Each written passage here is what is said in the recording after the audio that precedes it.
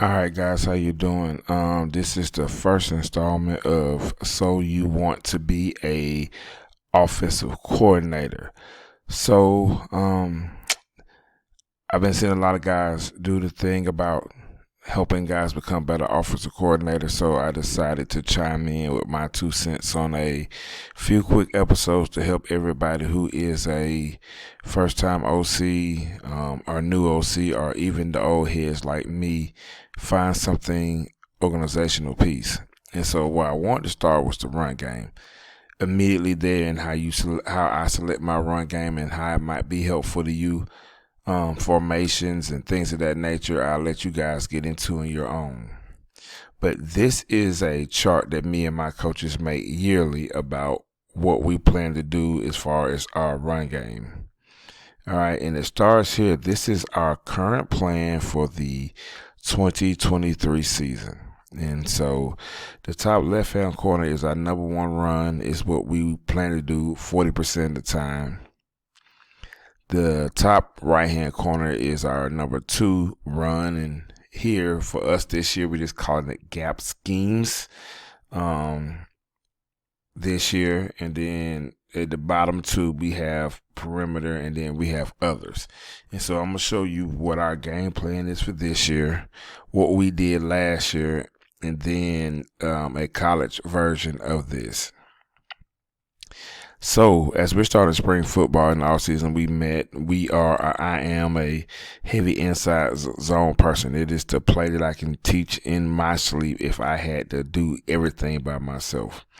So what you see here is, for us, inside zone is our number one play. So we primarily use H-back. So that's why you got the stay call, same side, away, coming across. Read is obviously reading the end, H-back or no H-back. And then what we call leak. If you watched any of my videos, you saw us talk about the skip RPO, made famous, I guess, by LSU's coordinator Mike Denbrock. A ton of people do it, but that's leak. So that's with the H-back. Regular reads with bubbles and now screens. Obviously, RPO in the inside zone, and then ISO. We run zone ISO, especially against four-man front, and then quarterback zones. So we wrote down pretty much everything that we thought that we could do or want to do from inside zone. Whether we do it or not is a different story, but what you have here is everything inside zone wise. If you look at the next one, which is gap schemes, we plan to run A gap power, counter, only GH. So that's why it's there, only GH counter. It's the only counter that we run. Quarterback GH counter, RPO on the GH counter, and then counter crisscross, which we use GH blocking for. So that's kind of our gap schemes as a whole. We're only going to run A gap power one way because we major in the counters. If you look at our perimeters, we have jet sweep and toss. Now, power read could go down there, but we're not sure we're going to run much power read this year, so currently it isn't on there. And then the others, 10%, we got draw and bash. I don't know if we're actually going to run bash. We did last year, but we always put it down there, and we will run some semblance of draw. So then, let me show you what we actually did last year. So last year, we pretty much ran everything you see except for gap schemes. We ran buck sweep instead of A-gap power. We're not going to run buck sweep this year. We're going to install A-gap power. We didn't actually run toss last year, and we didn't actually run bash last year. So so what you saw at the first screen is what we plan on doing this year. What we're doing, we did last year.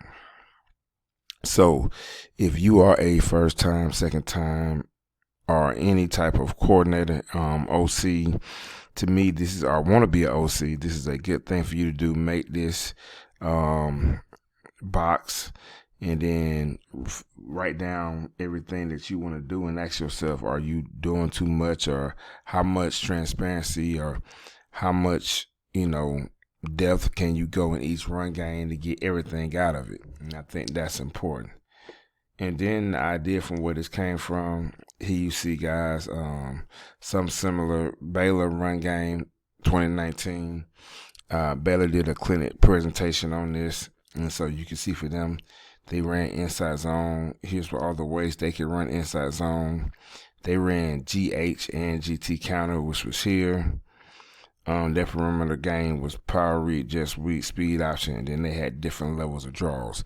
They actually also did run some power, but they don't have it listed in here. I think they did it in the heavy short yardage situations. We know what we're going to do short yardage situations, so that is listed in our run game. But if you are looking to be an OC, still a new OC, an old head OC, or want to be an OC one day and you want to test how much is enough, that's kind of the background that has been tried and true for me in my 10 plus years of being the offensive coordinator, head coach, run game wise. I hope to follow this video up with a video about the passing game, which would be similar. Thank you.